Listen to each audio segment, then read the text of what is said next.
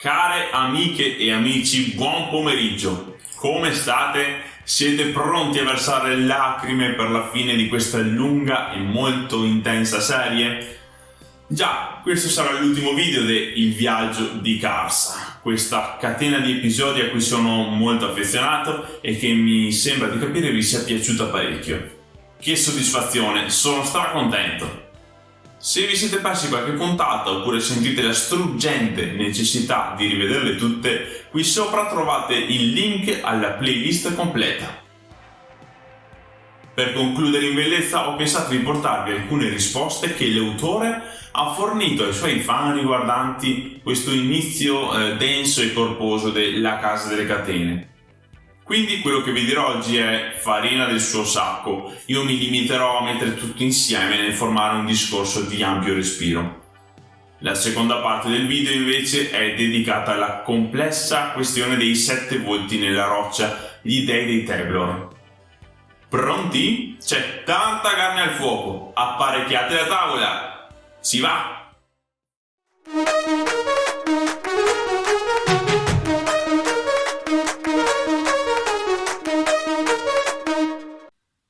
Finito il terzo volume, Memorie di ghiaccio, il lettore solitamente ha gli occhi luccicanti. Ormai a piena sintonia con l'autore non vede l'ora di proseguire la storia. Poi apre la Casa delle Catene e rimane basito. F4. Ragazzi, guardatevi Boris la serie, altrimenti io cosa sto qua a fare, Intendo dire che ci si trova davanti a una situazione completamente nuova e inaspettata. Diversi capitoli incentrati unicamente su un unico personaggio sconosciuto che proviene dall'estremità del mondo e che non si sa bene dove stia andando. Una bella sfida sia per Erikson che per ogni lettore. Ho letto un commento in proposito che diceva che a questa altezza della saga lo scrittore può rischiare questa carta perché si fida del suo pubblico e viceversa il pubblico si fida di lui. In effetti è proprio così. Ricordo quando lessi per la prima volta il quarto racconto, mi chiedevo che chi cavolo fosse Karsa, cosa c'entrasse con la storia letta finora e soprattutto non vedevo l'ora di tornare a seguire le vicende di Paran, Fiddler, eccetera eccetera. È stato così anche per voi oppure vi siete innamorati a prima vista? Possiamo affermare che lo sforzo viene ampiamente ripagato una volta arrivati a fine del primo libro, I volti nella roccia, ma non solo, anche a fine romanzo eppure a fine saga. Capiamoci, se non ci fossero questi 4 capitoli di Karsa ci saremmo persi veramente tanta roba. Quanti spunti e collegamenti sono venuti fuori nei 7 video precedenti a questo? Allora, come mai Steven ha approcciato il quarto volume in questo modo? Prima di tutto ha voluto sperimentare, mettersi alla prova per capire se sarebbe stato in grado di dare tanto spazio ad un unico POV. L'obiettivo era quello di esplorare una versione più realistica del classico barbaro che troviamo in molte opere fantasy e si è reso conto che aveva molto su cui lavorare, molto da dire. La versione troncata e limitata del mondo da parte di Karsa, per esempio, o il relativismo culturale, cioè prendere la posizione che ciò che esiste in qualsiasi cultura, come pratica o comportamento tradizionale, non può essere giudicato al di fuori di quella cultura. Erikson gioca con l'idea della caccia e dell'uccisione di bambini, un malinteso provocato nel lettore e causato dall'incomprensione dei termini specifici di una cultura. Un altro elemento fuorviante è lo stupro come ricompensa, che è inserito appositamente per allontanare e distanziare chi legge dai protagonisti della sua storia. È chiaro che una narrazione di questo tipo è piuttosto rischiosa, infatti è limitata al primo quarto del libro e non può procedere oltre. Anzi, deve necessariamente venire in contatto con l'universo esterno, quello conosciuto in precedenza da tutti noi. Questo avviene nel momento in cui i razziatori raggiungono il lago d'argento. Lo scontro tra le due civiltà porta alla morte dei Teblor, ma non per Karsa, che lentamente e con estrema difficoltà si adatta al cambiamento. Come è riuscito Erikson a costruire il personaggio del giovane Orlong? Ancora prima di cominciare a scriverlo, lo conosceva già bene. Aveva condotto una campagna di gioco di ruolo con un amico in cui interpretava proprio Karsa. Quella campagna ha trasmesso all'amico Mark la stessa esperienza di sgomento e disagio successivamente provata dai lettori, perché non gli aveva spiegato nemmeno la verità dietro la faccenda dei bambini. Non si è nemmeno reso conto che il protagonista fosse un gigante e che avrebbe visto tutti gli umani come bambini. Mark è stato trascinato attraverso l'inferno ed è raggiunto il momento di fare lo stesso con qualche migliaio di lettori. Che dire, il giovane Orlong è entrato nel cuore di tutti noi, magari non subito perché ci appare come una bestia disumana, ma con il tempo abbiamo imparato a conoscerlo proprio come lui impara a destreggiarsi nel mondo che si estende fuori dai territori in cui è cresciuto. Vi lascio in descrizione il link di Tor.com dove trovate tutte le domande che sono state fatte a Steven su La Casa delle Catene. Di certo troverete qualcosa di interessante che non conoscete. Dopo aver portato avanti questa analisi insieme a voi, ho rivalutato molto Karsa e il suo percorso e sinceramente non vedo l'ora di vederlo all'opera nella trilogia del Testimone. Da quello che ho capito nel primo romanzo non apparirà lui direttamente, forse lo vedremo nei successivi, quindi dobbiamo portare un po' di pazienza. Ma detto tra noi, sono così contento di potermi gustare un nuovo libro in italiano che per quanto mi riguarda potrebbe parlare anche dei minatori di Darushistan e lo leggerei comunque con una curiosità spropositata. Ora, c'è un argomento che non sono riuscito a trattare per bene in questa serie, perciò lo infilo qui, così ne possiamo parlare ampiamente. Si tratta degli dei Teblor. Vi avevo accennato alla loro vera natura, al fatto che in realtà non sono dei, anzi solo Tlanimas sconfitti. Cerchiamo di capire prima di tutto qual è stato il loro fallimento e la motivazione che ha spinto i loro simili a seppellirli in quel buco senza luce o via di fuga. La risposta ci viene fornita in questo stesso romanzo, precisamente quando Karsa viaggia nell'Antos Fellak e trova l'Ayagut Aramala imprigionato in una torre. I 7 rinnegati erano ricognitori dei Logros che hanno scovato Aramala nel canale Yagut. La donna Zanuta si è difesa dall'attacco, massacrando i corpi dei nemici e condannandoli alla rovina. Un ottavo ricognitore di quella spedizione è riuscito a fuggire, tornando più tardi con l'intero esercito.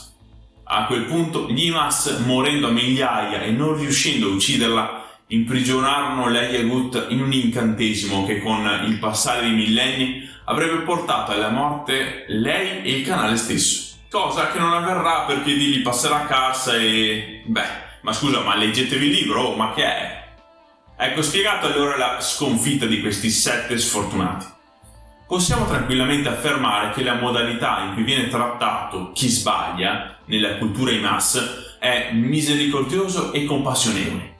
Ovviamente sono ironico, ma tutto ciò ci permette di conoscere qualcosa in più sulle usanze della specie, ovvero che odiano il fallimento. Chiunque sia troppo distrutto per rimanere con i propri simili viene lasciato indietro.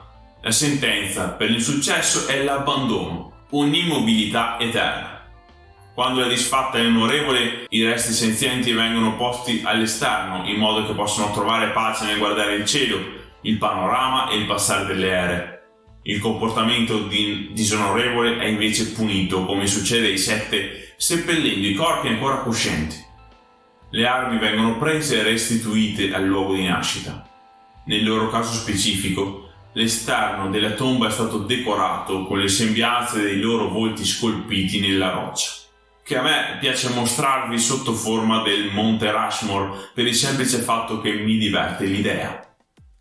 Gli unici altri volti nella montagna che conosco sono gli Hokage di Naruto, ma diciamo la verità, i presidenti americani fanno più ridere fuori contesto. Capite bene che dopo millenni in questa situazione chiunque si sarebbe rotto le scatole di essere incastrato in un unico luogo mantenendo lucidità e un residuo di potere. Anche per questo motivo non mi sento di giudicare il loro operato. Semplicemente si è presentata a loro l'occasione di evadere, di uscire da lì e di tornare a vivere. Chi non l'avrebbe fatto? Quel furbetto del dio Storpio ha capito la situazione in cui questi si trovavano e ha riconosciuto l'opportunità di guadagnare dei fedeli alleati. Proprio nel primo capitolo i 7 ci dicono: tutto quello che occorreva era la rottura di un voto e il giuramento di fedeltà a qualcun altro. E come ricompensa la rinascita, la libertà. Sono stati avvicinati dal dio Storpio, che ha dato loro una mobilità limitata e l'accesso al canale del caos in cambio della rottura con il rituale Tellan. Lo scioglimento del voto li ha etichettati come traditori agli occhi di ogni altro individuo della loro razza. Nel frattempo si sono guadagnati la fiducia delle tribù Tevlor, insinuandosi nei sogni degli sciamani nel corso dei secoli, e hanno usato questa influenza per manipolarli. Per acquisire pieni poteri e andarsene davvero dall'altopiano hanno bisogno di recuperare le loro armi. Ci hanno provato con Pike, ma a quel tempo erano ancora troppo deboli dopo aver spezzato il voto. Si riprovano adesso con il nipote. Lo hanno seguito in forma di spirito in tutto il suo viaggio fino a 7 città. Nel mezzo sono passati anche sulla Silanda e, come abbiamo visto, sono scappati in tutta fretta perché hanno capito di essere inseguiti. La caccia nei loro confronti ha avuto inizio. Successivamente il giovane Orlong scopre il deposito di armi dei Logros nello Yagodan.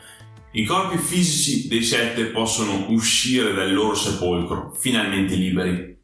Se ben ricordate, a questo punto investono nella nuova spada di Karsa con la magia e tentano di persuaderlo a seguirli, a servire insieme il nuovo padrone, ma questi rifiuta, abbattendo una di loro, Simbal. I rinnegati se ne vanno, determinati a raggiungere il primo trono degli Imas per consegnarlo a chi ha dato loro la libertà. Mi affascina molto questa storia perché ha diverse sfaccettature da cui la possiamo guardare. Per esempio, un ulteriore punto di vista è quello di Orrak, un altro individuo che è stato disgiunto dal rituale ma che a sua volta insegue i 7. Proprio lui, mentre parla con Mono Kocem, dice che i clan Imas hanno fallito a loro volta, perché hanno scelto di vedere la sconfitta come slealtà, condannando in pratica la brutale cultura che da sempre domina la specie. La storia dei 7 dei Tevlor finisce qui per quanto riguarda la Casa delle Catene, ma come sappiamo nei romanzi che seguono la narrazione procede. Verrà il momento anche per quello. Ora vorrei farvi riflettere sulla determinazione che i volti nella roccia hanno dimostrato fino a qui. Non si sono arresi a un'eternità di sconfitta immobile, preferendo rischiare la vita per avere ancora uno scopo, un obiettivo che dia loro un senso. Non importa che quella missione sia disonorevole o meschina, che metta a repentaglio l'intera specie, importa solo l'esistenza di una destinazione. Dopo che gli stessi parenti e amici hanno tolto loro ogni possibilità di rivalsa. Ragionateci sopra e ditemi cosa ne pensate. Concludo facendo una piccola confessione su ciò che mi ha ispirato per questa serie. Da un bel po' di tempo mi sono messo ad ascoltare il podcast del Ghiaccio e del Fuoco, un canale YouTube dove alcuni ragazzi volenterosi analizzano i capitoli dei libri del Trono di Spade.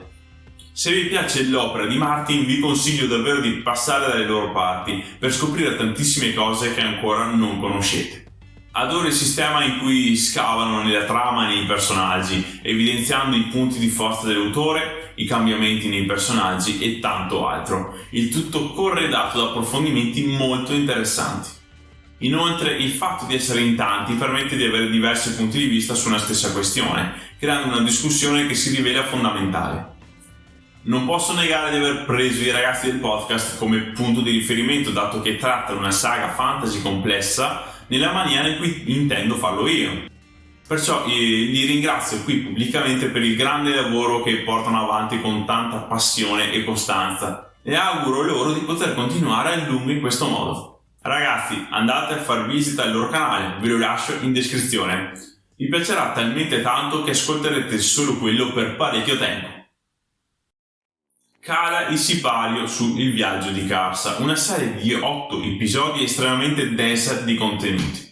30 pagine di testo tradotte in video. Sinceramente, all'inizio non pensavo potesse uscirne qualcosa del genere. Invece mi rendo conto che il lavoro svolto non è per niente male, ne sono molto felice.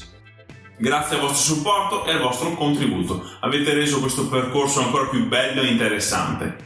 I vostri commenti lo hanno arricchito e ci hanno permesso di ragionare su diverse questioni intricate e misteriose.